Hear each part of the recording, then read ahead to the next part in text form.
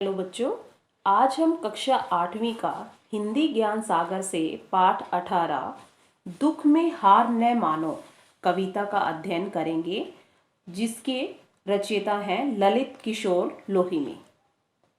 दुख में हार न मानो कविता में मनुष्य द्वारा ईश्वर को विभिन्न स्थानों पर खोजने का वर्णन है।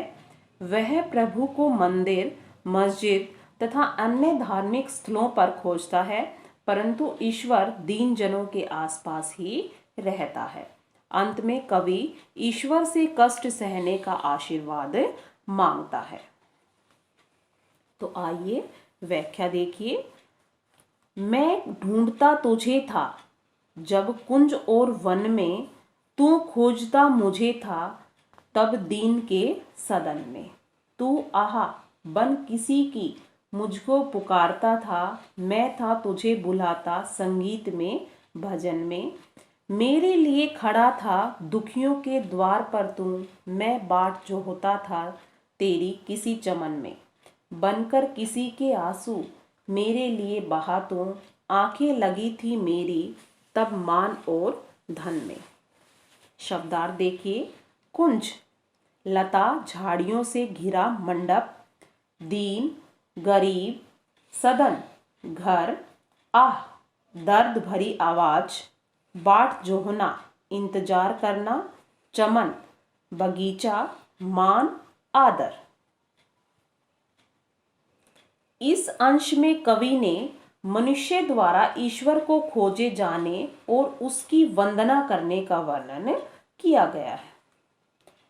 ईश्वर की खोज में लगा मनुष्य ईश्वर से कहता है कि हे ईश्वर, मैं जब तुझे लताओं झाड़ियों के मंडप और वन में खोजने की कोशिश कर रहा था, तब उस समय तू गरीबों के सदन में यानी कि घरों में मुझे खोज रहा था, इसलिए मैं तुम्हें न पा सका।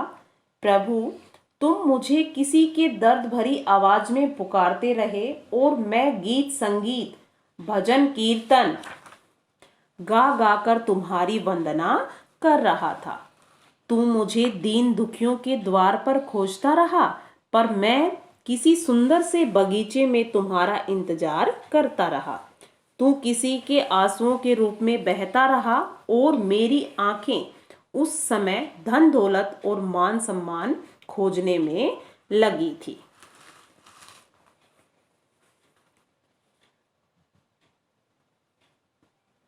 बाजे बजा बजा कर मैं था तुझे रिझाता, तब तू लगा हुआ था पतितों के संगठन में।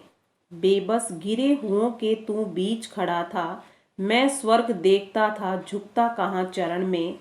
दुख में न हार मानूं, सुख में तुझे न भूलूं, ऐसा प्रभाव भर दे मेरे अधीर मन में। कठिनाइयों दुखों का इतिहास ही सुयस है, तुझको समर्थ कर तू, मुझको समर्थ कर तू, बस कष्ट के सहन में। शब्दार्थ देखिए। रिझाना, रिझाना होता है प्रसन्न करना। पतित अभाव में जीने वाले जो गरीब व्यक्ति होते हैं। संगठन एक बनाना। बेबस विवश या फिर लाचार। अधीर बेचैन या फिर धैर्य रहित। समर्थ बलवान मजबूत। सहन सहना गिरा हुआ जिसका नैतिक पतन हो चुका है। इस अंश में मनुष्य द्वारा भजन कीर्तन से ईश्वर की उपासना यानी कि पूजा करने और ईश्वर को सदैव याद रखने की कामना का वर्णन किया है। ईश्वर को खोजने में लगा मनुष्य कहता है कि मैं भजन कीर्तन ढोल मृदंग आदि के माध्यम से पूजा करके तुझे प्रसन्न करने में लगा हुआ था, तब तू यानी कि ईश्वर अभावग्रस्त यानी कि दीन दुखी जो गरीब व्यक्ति हैं, दबे कुचले लोगों का उद्धार यानी कि उनका उत्थान करने में लगा था।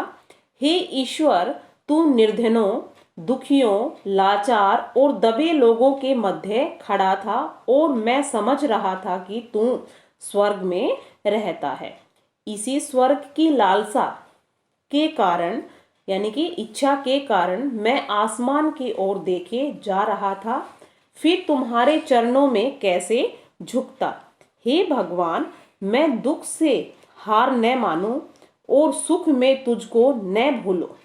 यानी कि यहाँ पर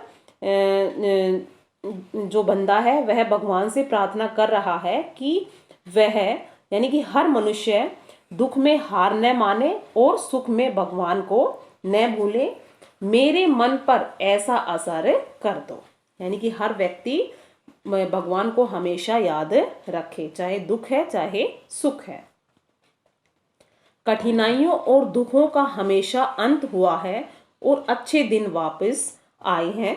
इसलिए हे प्रभु, तू मुझे कष्टों को सहन करने में समर्थ बना दो। यानी कि मुझ में इतनी शक्ति भर दो कि मैं हर कष्ट को सहन कर सकूं। यानी कि मेरे में इतनी क्षमता हो कि मैं हर दुख दर्द को सहन कर सकूं।